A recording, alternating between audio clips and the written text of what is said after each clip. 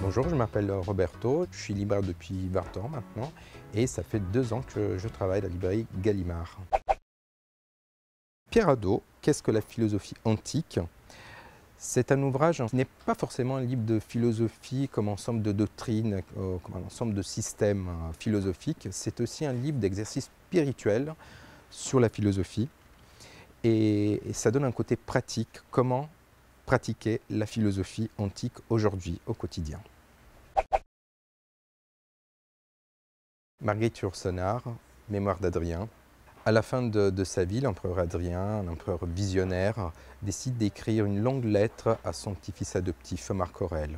C'est un récit sur la société ancienne, sur la structure de la société romaine, sur sa vision philosophique et aussi sur la beauté de la culture grecque. Un livre sublime.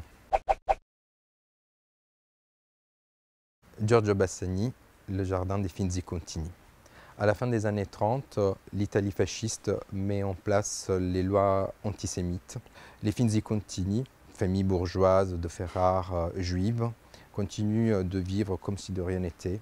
Mais le brasier qui réduira en cendres l'Europe approche. C'est un livre en fait sur l'aveuglement face au totalitarisme et à l'antisémitisme, un livre à lire de toute urgence.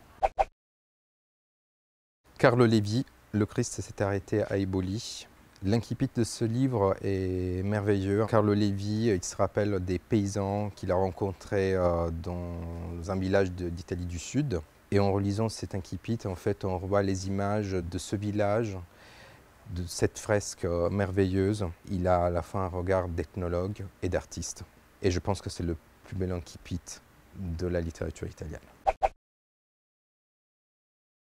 Virginia Woolf, Mrs. Dalloway. Une sorte de voyage immobile de la protagoniste Clarissa Dalloway. C'est aussi un livre sur le carcan de la société, sur les liens aux autres. Et à travers en fait, ses yeux, on voit la société anglaise après la guerre, après la Grande Guerre, toute la souffrance et tout le poids d'une société qui n'arrive pas à comprendre encore les femmes et les hommes non plus d'ailleurs. Mishima, Les Amours interdites. C'est un livre d'une rare beauté, un livre à la fois intimiste, élégant, audacieux et un peu impertinent. C'est un livre aussi sur la société japonaise et sur le regard de cette société sur l'homosexualité et la sexualité en général.